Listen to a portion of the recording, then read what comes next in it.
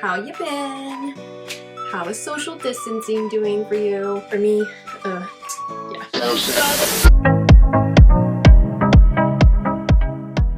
Hey everybody, welcome back to my channel. So today we're going to be playing with makeup that I have been using over the past month, and as I show you guys what makeup I've been playing with over the past month, pretty much this is a favorites video without, I'm going to talk but also put on my makeup. This is just makeup that I have been playing with over the past couple of months, so like March and April, and I wanted to put it on and share it for you guys and let you know my thoughts and my opinions on these products. Now obviously because I have been using them, maybe they're more of a favorite or maybe they're a fail. So we'll get into some of the fails as well. So the first thing that I have been using all these like over the past couple of months is the PIXI by Petra Flawless and Poreless Primer, and I have found that this does actually minimizes my pores and it just blurs my skin a little bit, and I've also found that it actually moisturizes my skin as well. Now it is like a skin tone color, but it actually blends out to not be this color, if that makes sense. And it does provide that great base for your makeup. And another primer that I have been absolutely loving lately is the Matte Poreless Putty Primer. This one is great. I actually use my blendy and I go over my skin with it and then I blend that way. So we're just going to take my velour puff, blend this all in, and see how it does like blur the pores. It hides the pores. It just is a great base for your makeup, and I have found that it does make your makeup last a lot longer because of the way that it moisturizes your skin as well. See how it kind of just like diminished the pores and it got rid of some of the imperfections on my face, and my face is really prepped, ready for makeup. Sometimes I go in with the e.l.f. Poreless Putty Primer and I will put just a little bit of a dab over some of the blemishes that I know are going to have a little bit of a harder time. So we'll just take a little bit of this, and it just adds a little bit of extra oomph so that your foundation can stick. So for foundation, I've actually been using a combination of a couple of things because I've just been doing more of a light to medium coverage, mostly a light coverage. So I have actually been using the Perfect BB Cream mixed with the Hyaluronic Acid Pretty Fresh Tinted Moisturizer from ColourPop, the BB Cream from AOA. I've been using these two together and they make a great base for my face. A great base for my face. And then just to use up some old makeup, sometimes I will squeeze a little bit of a concealer in there so it gives me more of a medium coverage. And with this concoction, I found that it makes a very dewy skin-like finish to my face. So I'm gonna take my mixing plate here, and here it is. Sometimes I'll take a foundation brush or I will take a velour puff like my Blendiful and I will mix this into the skin. It depends on the type of finish that I want. Either way, it works really, really well. I haven't really been using a beauty blender all that much because I found that it just really absorbs a lot of the product. So I've been usually sticking with either a brush or a Blendiful. Really adheres to my skin well. My hair is just, you know, all over the place because of my curly hair journey. So I usually just take the my blendy, and I even out everything, blend it into the hairline if I use a brush. And I love this step because it makes it look more airbrush. But see how gluey, it looks gluey. My hair, what is up with you? Alright, so see how gluey my skin looks. Gluey, glossy and dewy. It looks fresh, it looks very skin-like with this finish. Sometimes I put a concealer on, but not a lot of the time, so I have been reaching for the e.l.f. 16-Hour Camouflage Concealer. And I usually, if I do a concealer, I just do it to brighten up and then cover up some blemishes. And sometimes I'll actually take another concealer that matches more of my skin tone, and I will use that instead. With the combination of the foundations that I'm using and it's creating that skin-like effect, I don't really need it as much as what I used to. It's a very full coverage concealer and it works wonders on the bags that I get. And then before I actually use like a setting powder, I've been using a cream product. It's more of a cream product. It's a bronzer blush duo and they're kind of creamy. And one thing that I absolutely love about this duo is that it kind of goes on like a cream formula, but then it dries down to a powder formula. And it's the Aqua blush and bronzer duo from e.l.f. Cosmetics. So if you can see here, it is kind of like a cream in can. So I have been using this to do a lot of the bronzing on my face lately. And again, it gives you that gluey look. I keep saying gluey. It gives you the dewy, glowy look, the gluey look. And I literally just take an angled brush. This is actually a foundation brush, but it applies the bronzer very, very well.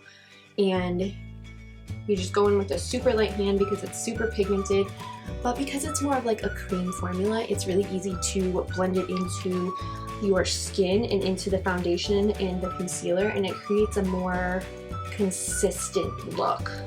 And then I'll take the cream blush side, and obviously I'll put this on, and then I put on my powder product just to set everything in place. This definitely is a formula that can be built up really, really easily. And then for my actual face setting powder, I've just been using the Essence Brighten Up Banana Powder. This goes underneath my eyes, and it goes, you know, in some of the problem areas where I have some creasing, but it is probably the best like setting brightening powder. So I take a fluffy small brush like this, and I literally just set under here. It's not a bake, it's just a quick powder, and it gets rid of the creases and it helps set everything in place. And it really brightens everything up.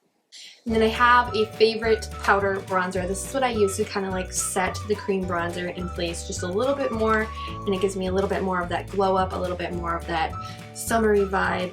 And this is the Mega Bronzer from Makeup Revolution. It is in 01 Cool.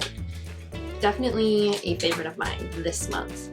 Just looking for my brush. So I take, this is actually a powder foundation brush. I love the concentration that this brush gives me, so I'm able to actually get into some problem areas that I have and kind of just like set it all back in place. And then if I want to do a contour on the nose, then I will use the smaller brush side, and it's a fluffy brush. It's actually for concealer, but this brush is like perfect for this. This is actually an IT Cosmetics brush. It's a double-ended, and it is worth every penny. And then for blush, I've been dipping into this lovely palette here. It is a Ready Face Color Palette with 2 blushes and a highlight, and I've actually been using a lot of the top blush here, which is called The One. It is more of a poppy pretty pink for spring, and I've just been taking my blush brush and I just build on top of the color that I got from the e.l.f. blush.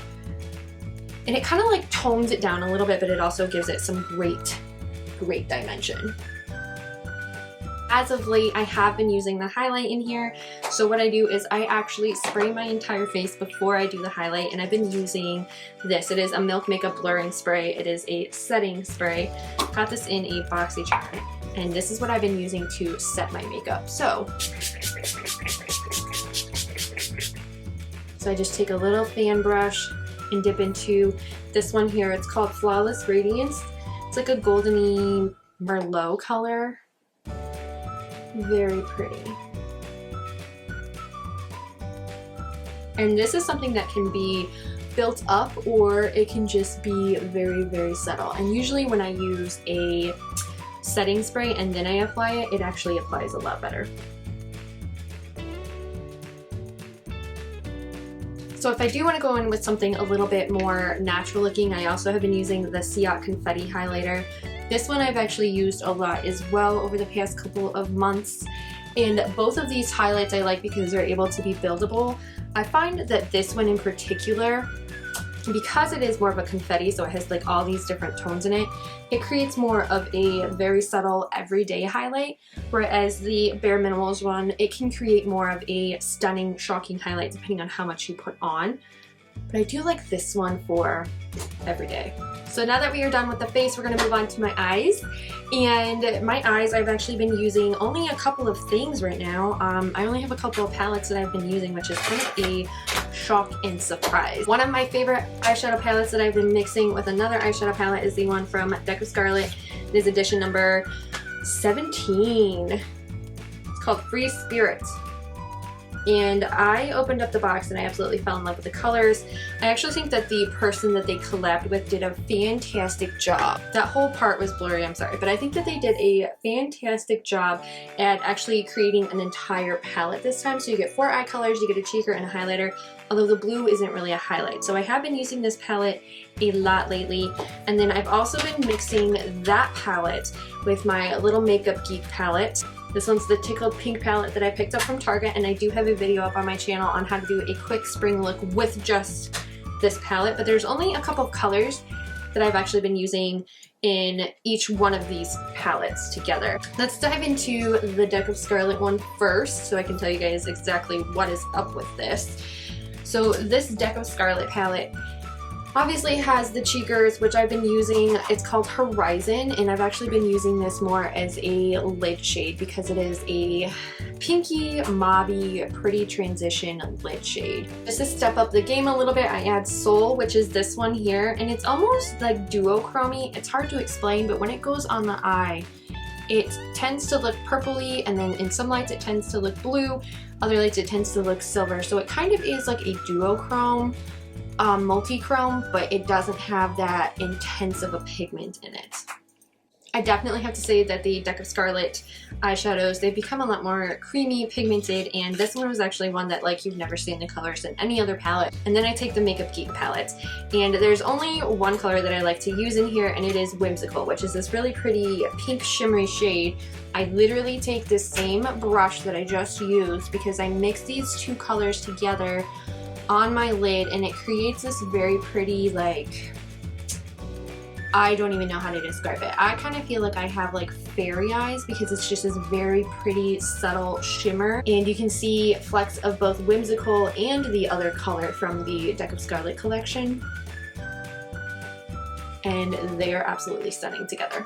And then for the inner corner highlight, we just take this color. It's called Breathe, and it's like, it's hard to explain. It's almost silvery but almost gold, and it's just very, very subtle, but it's very blinding when you use it in the inner corner and then also on the brow bone as a highlight. Like I said, I feel kind of like I have fairy eyes. It's not like one of those looks where it's like out of the ballpark, you can't wear this every day. You could actually glam it up a little bit, and you could take some of the darker colors if you wanted to do something a little bit more glammy for at night. I mean, we're not really going anywhere right now, but this is what I have been using for eyeshadows over the past like month, and I absolutely love just the way that it brightens my eyes. It doesn't make them look tired, it doesn't make them look saggy, it just brightens them, gives them a really pretty like shimmer to them. And then the last thing that I've been doing, I've not been using any brow product on my eyebrows lately. I've just been spraying with hairspray.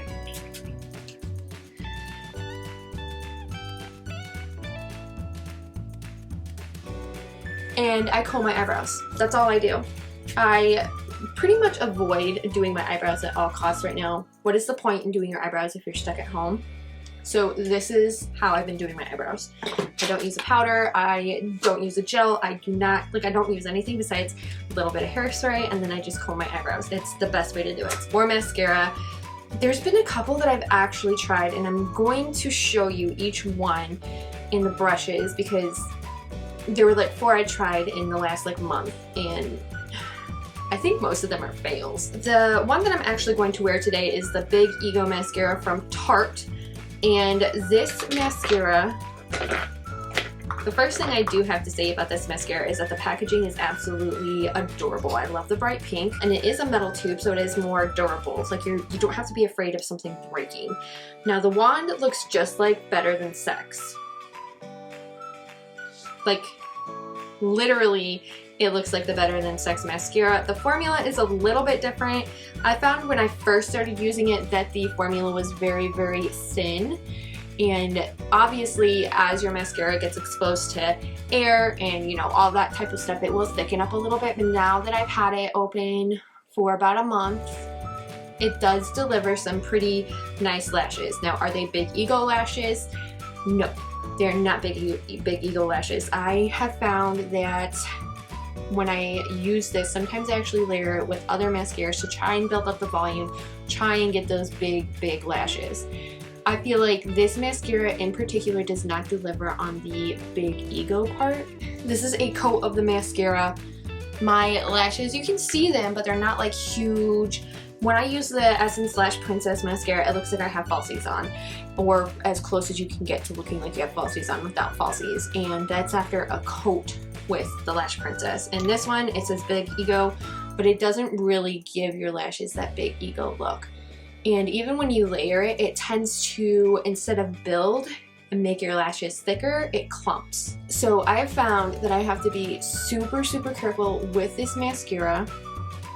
I literally cannot add a lot of layers to it, which means that I can't get a Big Ego look. So this is what it looks like with one layer of the Big Ego. And then another mascara that I tried and absolutely hated is called Limitless Lashes Lengthening and Volumizing Mascara. This is from Ulta Beauty. Because of the different lengths of the brush, you can see it here, it goes like short, long, and it's just really hard to apply this mascara. I have put this mascara on a couple of times, even layering it with some others, and as you can tell, it kind of just like clumps. And layering this mascara, I've also opened this and gotten mascara all over my face, all over my chest, everywhere. This one, I do not like at all. It clumps your lashes. It's really hard to apply with. So this one I have been trying out. I've tried it out a couple times. I've used it a couple times. It's a fail. It isn't that great. And then we have another Ulta Beauty. It's called Maximum Lashes, and this one is kind of like the same brush as the other one, but this one is more, instead of it being a bristle, it's like super, super spiky. This one I have worn a couple of times, but again, I have found that with this mascara, my lashes clump.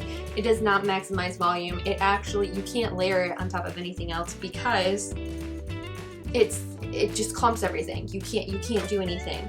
I haven't noticed anything with like flaking with these first three mascaras. I noticed that there was no flaking at all, which is good. I am definitely a huge person who hates clumps, who hates flaking, and every single one of these mascaras has not done that. Now this one is from Petite and Pretty. It's a fully feathered volumizing mascara. This I got in a BoxyCharm. And the wand in this looks like the Better Than Sex wand. And so I was expecting it to kind of perform the same way. Well, the formula is very, very thick, so it clumps very, very easily. It kind of reminds me of the Bang Girl, the new mascara that Too Faced released that's supposed to be, it's supposed to one-up the Better Than Sex. But if you see, like, the formula in this is so, so thick. So hard to get on your lashes, and then when you do get it on your lashes, like when you actually clean off the brush and you get it on your lashes, it looks decent, but then it starts flaking, and it flakes off the entire day. And I hate clumps, I hate flaking, so these mascaras, the only one that I would truly recommend if you're looking for something would be the Big Ego mascara. But then at the same time, why spend $24 on the Big Ego when you can spend $5 and you can get a Lash Princess mascara? All of these mascaras I have tried over the past month, like 2 months, they've all been fails. I do not like a single one of them, and pretty much after I'm done filming this video, the only one not going in the garbage is this one. I think the rest of these are awful. And this one I will continue to use until the 3 months is up, but I don't feel like the other ones are worth my time to try and use because, one, I got them either in a BoxyCharm or in a beauty bag. That's where I got the 2 Ulta ones. So I didn't really pay for them. And 2, they're awful. Like, I'm just sitting around the house, you know, doing social distancing. I'm not seeing anybody, but I still don't want to wear crap mascara. Like I said, out of all these mascaras, maybe, like, the Big Ego one is cute, it's pretty, it's got cute packaging. That one is the one that I would rate the highest out of all of them, but it still doesn't get a great rating because it sucks. And the rest of these, they're horrible. I have never tried a mascara from Ulta that was just as horrible as these. And then last but not least, for lip products, I've just been putting on a very simple lipstick. My lashes are still drying. Wow. And they're very clumpy and they're getting all over. Like, look how spidery this is. So I've just been using a couple of bullet lipsticks, and these ones are both from Shop Miss A. They don't have names on them, but I will give you guys a little bit of a swatch. This one is actually from Amuse Cosmetics, and I've actually used this one on my channel before. It's a very nude, pretty color. It matches my lip tone. Or I've been using this one This one actually has a color. This one's also from Muse and it's called Mermaid, and it is more of a pink tone. This one, I do have to say, is like really, really creamy, so it does go on a lot easier. So usually what I do is I kind of mix the two together, and then we have my lips. These are the cosmetics that I have been using over the past month and a half. Some of them are favorites, especially like the face products. A lot of the face products are favorites. The mascaras, they suck. So if there was a mascara that I could definitely recommend that I have tried out recently, it would be the What the Fake mascara from Essence Cosmetics, and you can find that at Ulta Beauty. It is $4.99. It is a great mascara. No clumps, no flakes, really easy to get off. I actually don't have one right now, and that's why I've been trying out all these other mascaras. Hope you guys like this video, thumbs up it, and subscribe to my channel for more videos like this. If you like me doing a review of my favorite products for the month, as well as like showing you how they apply to your face, leave a comment below because I would love to see your guys' responses, and I would love to know what you guys have to say about the products that I chose. Have you used these products before? Have you not used them before? What kind of questions do you guys have about the product that I didn't cover in this video? Leave a comment below, and I will see you guys later. Bye. Hello? Yeah, may I ask who's calling? A bronzer. My duck lips. I like the concentration that it gives me of the blush, of the broad, mascara that I could definitely... I muted you.